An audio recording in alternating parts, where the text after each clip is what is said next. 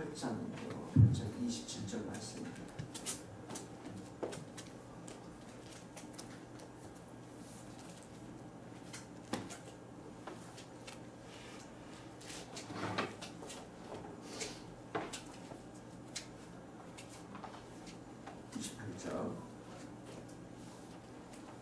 이 8장 27절 예수와 제자들이 빌립보 가이사랴 여러 마을로 나가실세 길에서 제자들에게 물어 이르시되 사람들이 나를 누구라고 하느냐.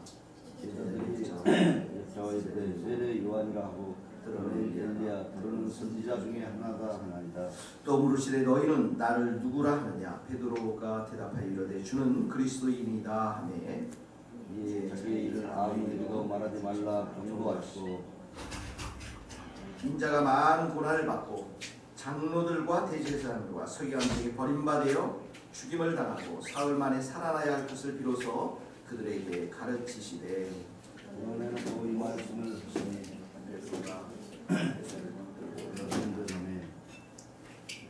예수께서 돌이키사 제자들을 보시며 베드로를 꾸짖어 이르시되 사단아 내 뒤로 물러가라.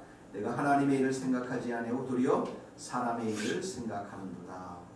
이와 제자들을 불러 이르시되 누구든지 나를 따라오려거든 자기를 부인하고 자기 십자가를 지고 나를 따를 것이니라. 마가복음 8장 35절을 읽습니다. 마가복음 8장 35절 누구든지 자기 목숨을 구원하고자 하면 잃을 것이요 누구든지 나와 복음을 위하여 자기 목숨을 잃으면 구원하리라. 사람이 만일 온 천하를 얻고도 자기 목숨을 잃으면 무엇이 유익하리요. 사람이 무엇을 주고 자기 목숨과 바꾸겠느냐. 누구든지 이 음란하고 죄만한 세대에서 나와 내 말을 부끄러워 하면 인자도 아버지 영광으로 거룩한 천사들과 함께 올 때에 그 사람을 부끄러워하리라. 예수님께서 오늘 빌립보 가이사랴 마을로 나가실 때에 제자들에게 질문합니다. 27절입니다. 사람들이 나를 누구라 하느냐 이렇게 질문하니까 제자들은 사람들이 예수님을 선지자 중에 한 사람으로 거의 인식하고 있습니다라고 하는 표현이 세례 요한. 세례 요한 어떤 사람은 세례 요한이라 합니다. 세례 요한은 마지막 선지자이지 않았습니까? 그 다음에 엘리야다. 구약에서의 가장 능력 있는 선지자 중에 한 사람 엘리야로 보고 또 선지자 중에 하나이다 하더라 이렇게 전하고 있습니다. 그랬더니 예수님께서 29절에 너희는 나를 누구라 하느냐. 29절 한번 읽어봅시다. 시작. 또 물으시되 너희는 나를 누구라 하느냐. 베드로가 대답하여 이르되 주는 그리스도시니라 하며 너희는 나를 누구라 하니까 베드로가 주는 그리스도시요 마태복음은 뭐라고 했습니까? 살아계신 하나님의 아들이니이다.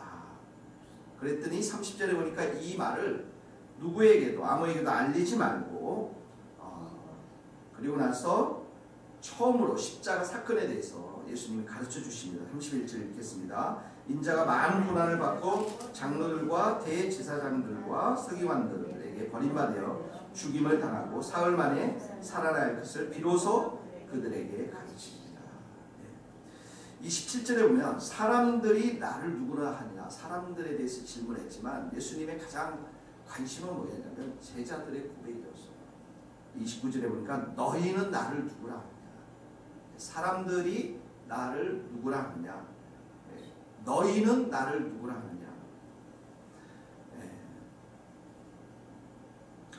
세상의 모든 여자들이 나를 어떻게 생각하느냐는 별 중요하지 않습니다. 아내가 어떻게 나를 생각하느냐 이것이 굉장히 중요하죠. 신앙도 마찬가지죠. 우리가 결정적인 순간에 우리의 고백, 나의 고백이 굉장히 중요하다는 것입니다. 신앙이라는 것은 자기 고백이죠. 결코 다른 사람들의 이야기가 될 수가 없고 또 신앙은 객관적이기 이전에 주관적입니다. 내 자신의 이야기고 나와 하나님과의 만남의 이야기라는 거죠. 신앙에 자기 고백이 없이 그 신앙의 길을 걸어간다는 것은 불가능합니다. 예수님을 따른다는 것은 내 자신의 신앙의 고백이 먼저 선행이 돼야 따라갈 수 있다는 것이죠. 우리가 결혼 이전에 뭐가 있습니까? 우리 개인의 프로포즈가 있습니다. 상대를 향한 프로포즈, 사랑의 고백이 있은 다음에 결혼을 하는 것과 마찬가지죠. 그런데 많은 사람들이 예수님에 대해서 선지자의 예수님으로 한 사람으로 이렇게 생각했지만 오늘 베드로에 보니까 주는 그리스도시요 이렇게 고백하고 있습니다. 주는 그리스도시요. 그리스도시라는 이 그리스도는 기름 부음을 받은 자. 그러니까 구약에서 보면 왕, 제사장, 또 선지자들에게 세울 때 머리에 기름을 붓는 이 기름은 하나님의 영을 상징하죠. 성령을 상징하지 않습니까? 그래서 예수님께서 바로 내가 이 사역을 시작할 때 성령의 기름이 성령께서 나와 함께 하셨다라는 것. 그 사실들을 이사야 말씀을 통해서 선포하면서 사역을 시작하셨습니다. 그러니까 베드로의 이 고백, 주님은 그리스도시요 살아계신 하나님의 아들이시다라는 것은 무슨 말씀입니까? 정답 중에 정답을 이야기한 것이죠. 다른 군더대기가 전혀 없습니다. 정말 정답입니다. 그리스도 구원자로 오셨다라는 것이죠. 하나님의 아들이시라는 것이죠. 다른 덧붙인 말이 없이 완전히 정답을 말한 것을 성경은 기록하고 있습니다. 그랬더니 예수님께서 마태복음에 보면 이렇게 말씀하시죠. 지금 내가 이 한 고백이 내 고백이 아니라 하늘에 계신 내 아버지께서 너에게 그렇게 고백하도록 하셨다라는 것입니다. 너무나도 정확한 답을 베드로가 했기 때문에 그렇습니다. 우리가 신앙을 고백하는 것, 정말 예수님이 나의 구원자 되십니다. 나의 도움자 되십니다. 나의 인도자 되십니다. 정말 하나님 되십니다. 이런 고백을 할 수 있다는 것은 우리 뒤에서 역사하시는 성령 하나님께서 계셨기 때문에 이런 고백들을 하게 된다는 것입니다. 자신도 모르게 이런 고백을 하는 거죠. 베드로의 신앙을 우리가 뒤에 가면 다 알지 않습니까? 그렇게 배반하고 그렇게 연약한데도 불구하고 이렇게 그가 주님을 따라가면서 정답을 얘기할 수 있을 때는 성령 하나님께서 그의 입술 가운데 그의 마음 가운데 함께 했기 때문에 이런 역사가 일어났다는 것이죠. 우리의 신앙을 돌아다 보면 정말 우리가 선교사로 헌신했던 사람들, 또 한때는 우리가 정말 주님을 사랑해서 복음을 전했던 일들, 이 모든 것들 뒤에는 우리의 마음과 우리의 삶을 역사해 주셨던 성령 하나님이 계셨기 때문에 우리가 그렇게 복음을 전하고 우리가 그렇게 다른 사람들을 위해서 기도했고 또 그렇게 선교사로 나갈 수 있게 되었다는 것입니다. 자, 이렇게 정답을 말하니까 예수님께서 뭐라고 말씀했습니까? 아무에게도 말하지 말라 이렇게 얘기합니다. 그리고 나서 예수님의 그 그리스도의 상, 메시아 상이 무엇인지를 31절에 그대로 기억하고 있습니다. 내가 많은 고난을 받고 죽임을 당하고 사흘 만에 살아날 것을 비로소 그들에게 가르쳤더라. 비로소라는 표현이 굉장히 그 전까지는 예수님이 가르치지 않으셨다는 것이죠. 이제 가르치셨는데 왜 이 동기가 됐던 게 뭐냐면 성령 하나님께서 베드로를 통해서 역사하면서 정답을 말하기 시작하면서 자신의 이 땅에 오신 목적을 나누어 주었다는 것입니다.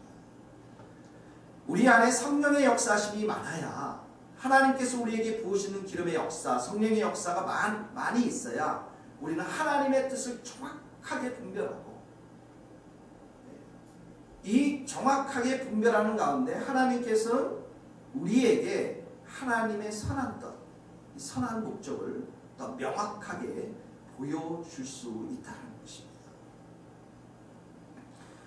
그런데 베드로는 어떻게 합니까? 이 정답을 순간적으로 고백했지만 아직도 그 하나님의 뜻을 더 정확하게 깨닫지 못했기 때문에 베드로가 항변하지 않습니까? 어떻게 이런 일이 일어날 수 있겠습니까? 라고 항변합니다. 33절을 한번 읽겠습니다. 시작.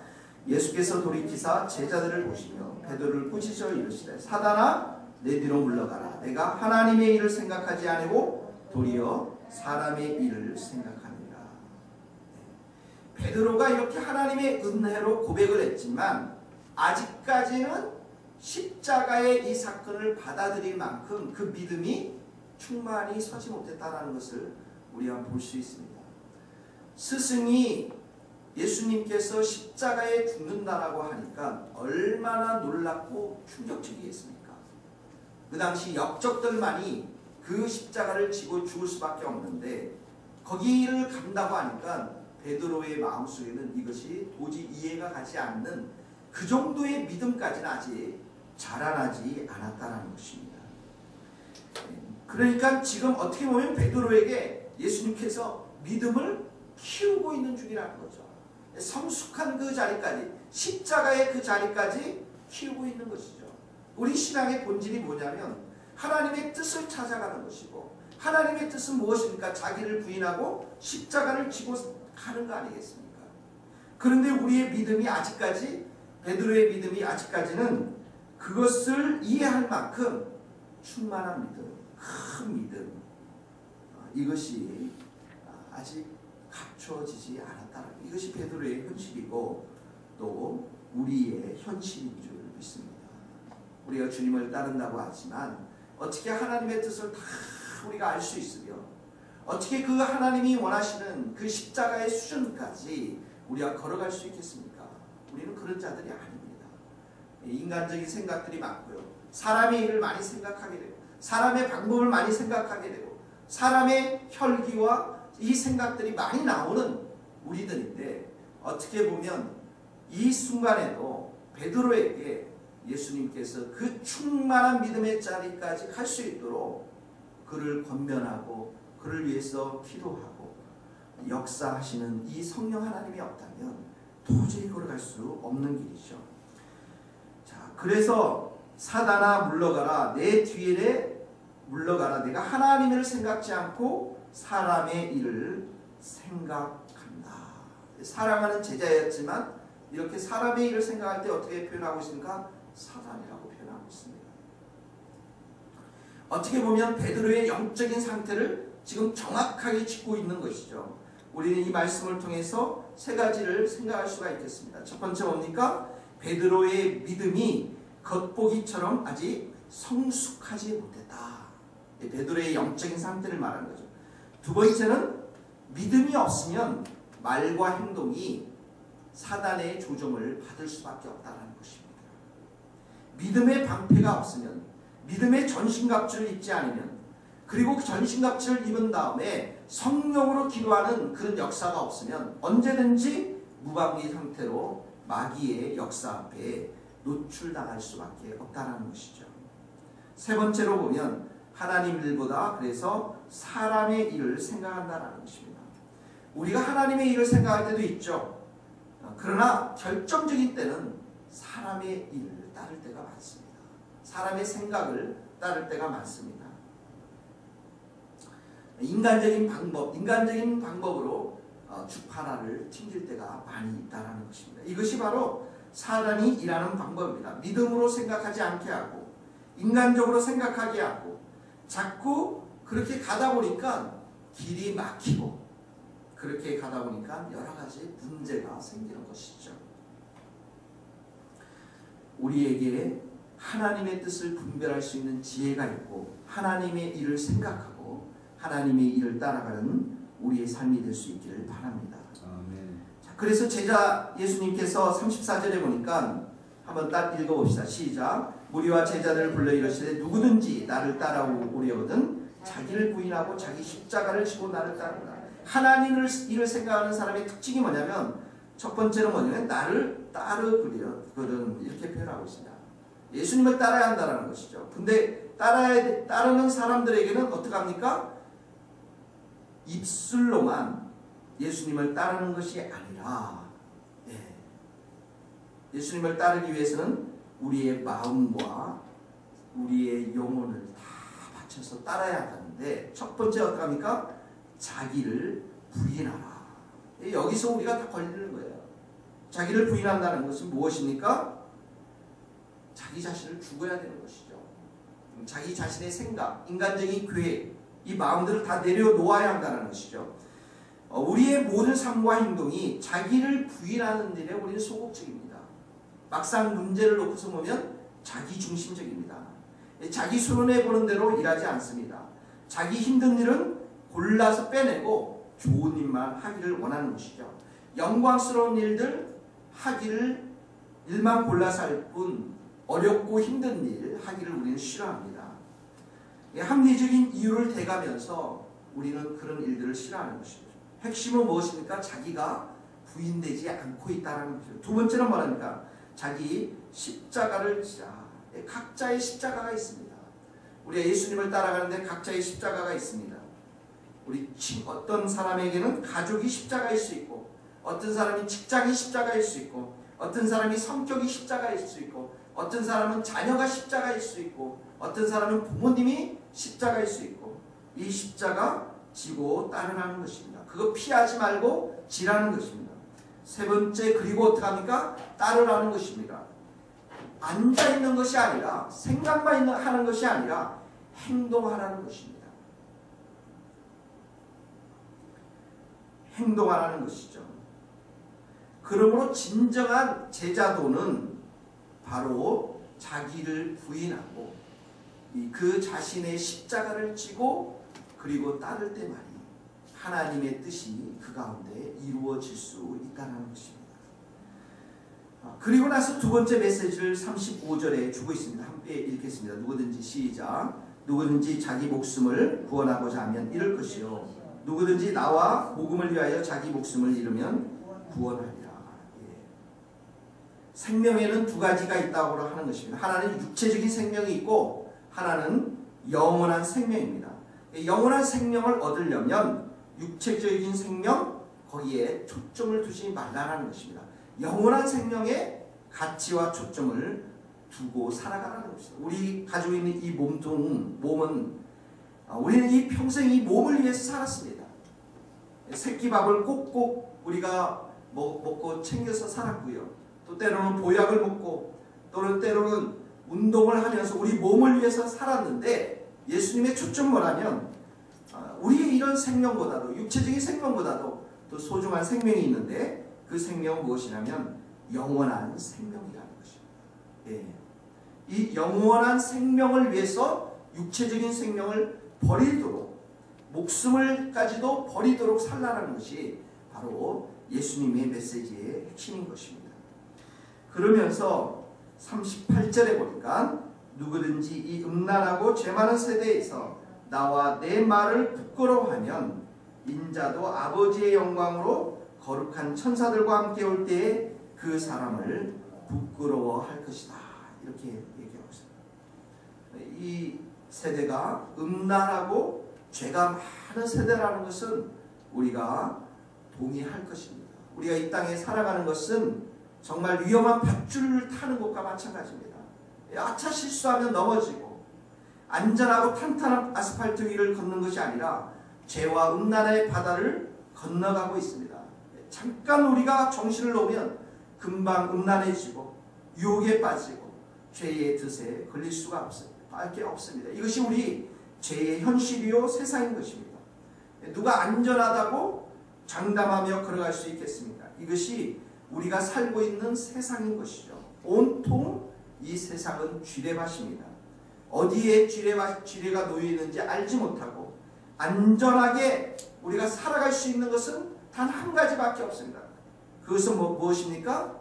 그 쥐레밭에 어디에 놓여 있는지를 잘 알고 계신 예수님을 뒤를 따라가는 것입니다. 예수님을 붙잡고 따라가는 것밖에 없는 것이죠. 그러므로 우리의 삶이 어떡합니까?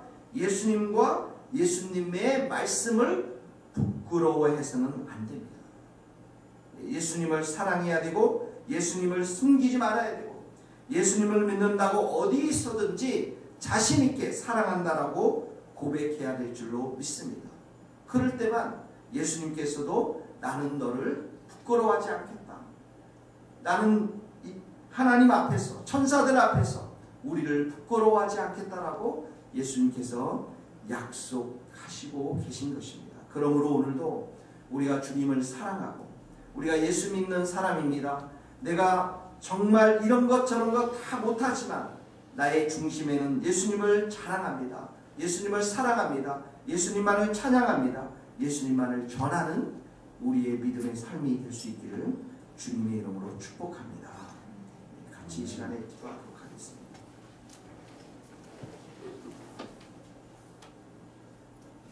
이 시간에 함께 말씀을 놓고 기도할 때 우리에게도 주님은 그리스도시니라 이렇게 정답을 말할 수 있는 그런 우리가 될 수 있도록 성령께서 우리 가운데 역사해 주셔서 이런 믿음의 고백들을 해나가며 사람의 일이 아니라 하나님의 일을 생각하며 나아가는 복된 하루가 될 수 있도록 우리가 기도하도록 하겠습니다. 같이 기도하시겠습니다. 하나님 아버지, 오늘 저희들에게 주님께서 참으로 베드로의 그 고백을 통해서 우리의 삶이 예수 그리스도가 참으로 우리의 구원자 되시고 생명 되신 분이심을 깨닫게 하시는 것 감사합니다. 아버지 하나님, 우리가 늘 사람의 일이라 하나님의 일을 생각할 수 있는 마음을 주시고 하나님의 뜻을 따를 수 있는 마음을 주시고 주님의 그리스도의 십자가만을 따르는 우리의 삶이 될 수 있도록 도와주시옵소서. 하나님 아버지, 우리의 목숨을 참으로 다 내려놓고 영원한 생명을 위해 살아가는 우리가 될 수 있도록 도와주시옵소서. 하나님, 오늘도 내 자신을 부인하고 참으로 내가 주어진 이 십자가를 짊어지고 피하지 않고 살아갈 수 있는 우리의 삶이 될 수 있도록 은혜를 내려 주시옵소서. 하나님 아버지, 주께서 우리의 마음 가운데 성령으로 기름 부어주시고 능력으로 기름 부어주시고 은혜로 기름 부어주셔서 하나님 아버지, 이 십자가의 길을 피하지 않도록 도와주시고 주님께서 불러주신 이 길에 서서 하나님을 찬양하며 경배하며 나아가는 우리의 삶이 될 수 있도록 도와주시옵소서. 음란하고 죄많은 이 시대에 하나님 아버지, 예수님의 부끄러워하지 않도록 도와주시옵소서. 예수님의 말씀을 참으로 사랑하며 참으로 존중하며 순종하며 나아갈 수 있는 저희의 삶이 될 수 있도록 주님 역사하여 주시옵소서. 은혜대로 저희를 채워주시고 하나님의 성령으로 저희를 채워주시옵소서. 주님 의지합니다. 하나님 아버지, 오늘도 저희들을 이 말씀의 자리, 예배의 자리로 인도하여 주셔서 감사합니다. 주님, 우리는 참으로 부족하고 연약함이 많습니다. 아버지께서 저희들 성령의 기름을 부어주시지 않는다면 사람의 일을 생각할 때가 너무나도 많이 있습니다. 성령으로 이 시간 충만케 하여 주셔서 하나님의 일을 생각하는 저희들 되게 하여 주시옵시고 영원한 생명의 가치를 두고 우리 주님의 말씀과 우리 주님을 더 깊이 사랑하는 우리의 삶이 될 수 있도록 도와주시옵소서. 죄 많고 음란한 이 세대 앞에 하나님, 우리가 죄를 범하지 않도록 도와주시옵시고 하나님 아버지, 예수님만을 온전히 따라가며 우리 자신을 부인하고 주님이 우리에게 주신 십자가를 붙들고 우리가 따라갈 수 있도록 은혜를 덧입혀 주옵소서. 성령으로 충만케 하여 주시옵소서. 예수님의 이름으로 기도하오며 지금은 우리 주 예수 그리스도의 은혜와 하나님의 크신 사랑과 성령님의 교통하심이 우리 모든 성도들 머리 위에 또 이 민족과 선교사님들의 삶과 사역 위에 이제로부터 영원토록 함께 하시기를 간절히 축원하옵나이다. 아멘.